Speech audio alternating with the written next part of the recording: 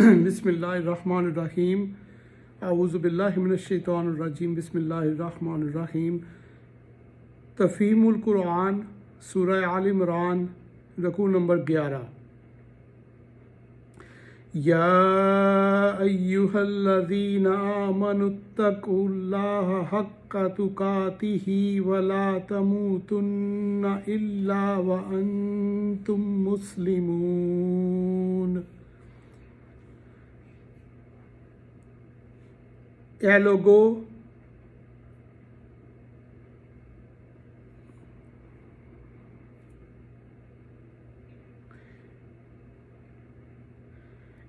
جو ایمان لائے ہو، اللہ سے ڈرو جیسا کہ اس سے ڈرنے کا حق ہے۔ تم کو موت نہ آئے مگر اس حال میں کہ تم مسلم ہو، یعنی مرتے دم تک اللہ کی فرما برداری اور وفاداری پر قائم رہو۔ وَاعْتَصِمُوا بِحَبْلِ اللَّهِ جَمِيعًا وَلَا تَفَرَّقُوا، سب مل کر اللہ کی رسی کو مضبوط پکڑ لو۔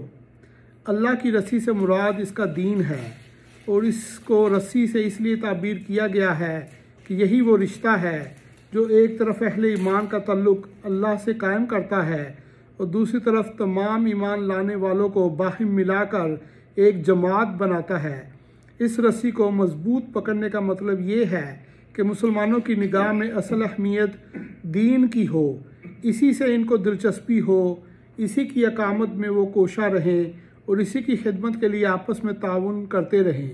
جہاں دین کی اساسی تعلیمات اور اس کی اقامت کے نصب و لعین سے مسلمان ہٹے اور ان کی توجیہات اور دلچسپیاں جزیات و فروع کی طرف منعطف ہوئیں، پھر ان میں لازماً وہی تفرقہ و اختلاف رونما ہو جائے گا جو اس سے پہلے انبیاء علیہ السلام کی امتوں کو ان کے اصل مقصد حیات سے منحرف کر کے دنیا اور آخرت کی رسوائیوں میں مبتلا کر چکا ہے۔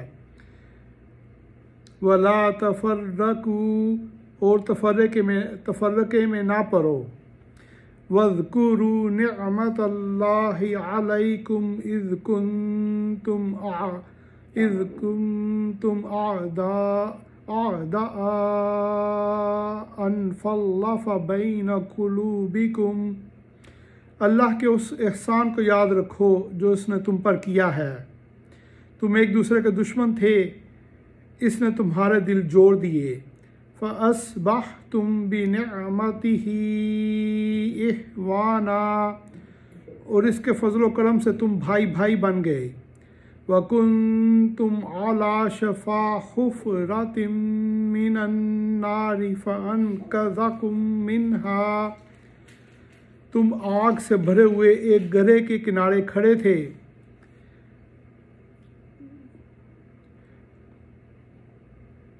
اللہ نے تم کو اس سے بچا لیا۔ یہ اشارہ ہے اس حالت کی طرف جس میں اسلام سے پہلے اہل عرب مبتلا تھے۔ قبائل کی باہمی عداوتیں، بات بات پر ان کی لڑائیاں اور شب و روز کے کشت و خون، جن کی بدولت قریب تھا کہ پوری عرب قوم نیست و نابود ہو جاتی۔ اس آگ میں جل مرنے سے اگر کسی چیز نے انہیں بچایا تو یہی نعمت اسلام تھی۔ یہ آیات جس وقت نازل ہوئی ہیں اس سے 3-4 سال پہلے ہی مدینے کے لوگ مسلمان ہوئے تھے، اور اسلام کی یہ جیتی جاگتی نعمت سب دیکھ رہے تھے کہ اوس اور خزرج کے وہ قبیلے جو سالہ سال سے ایک دوسرے کے خون کے پیاسے تھے، باہم مل کر شیر و شکر ہو چکے تھے، اور یہ دونوں قبیلے مکے سے آنے والے مہاجرین کے ساتھ ایسے بے نظیر ایثار و محبت کا برتاؤ کر رہے تھے جو ایک خاندان کے لوگ بھی آپس میں نہیں کرتے۔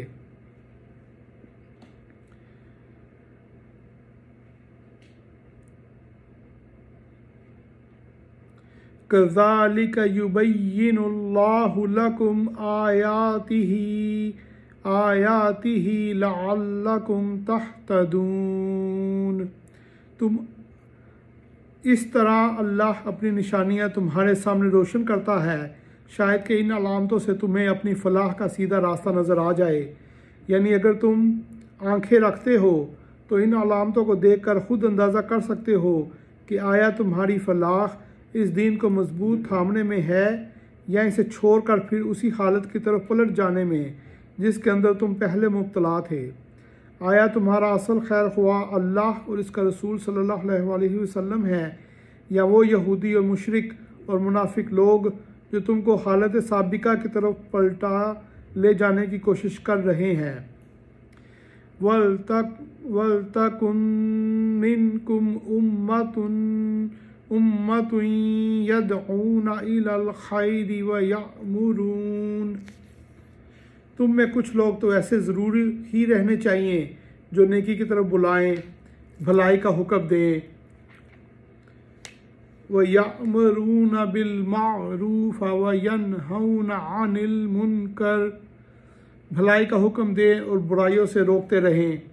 وَأُولَئِكَ هُمُ الْمُفْلِحُونَ، جو لوگ یہ کام کریں گے وہی فلاح پائیں گے۔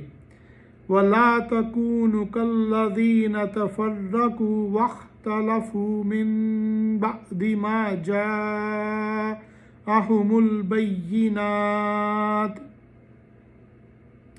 کہیں تم ان لوگوں کی طرح نہ ہو جانا جو فرقوں میں بٹ گئے اور کھلی کھلی واضح ہدایت پانے کے بعد پھر اختلافات میں مبتلا ہوئے۔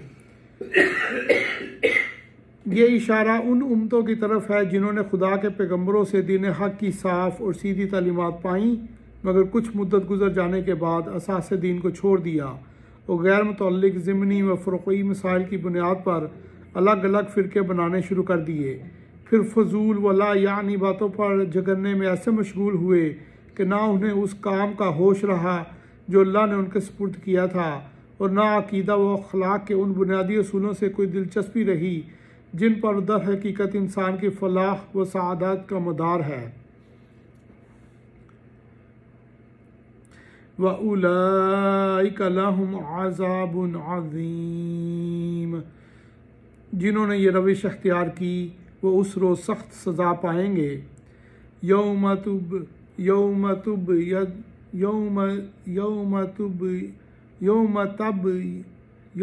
تبیض وجوہ وتسود وجوہ، جبکہ کچھ لوگ سرخ روح ہوں گے اور کچھ لوگوں کا منہ کالا ہوگا۔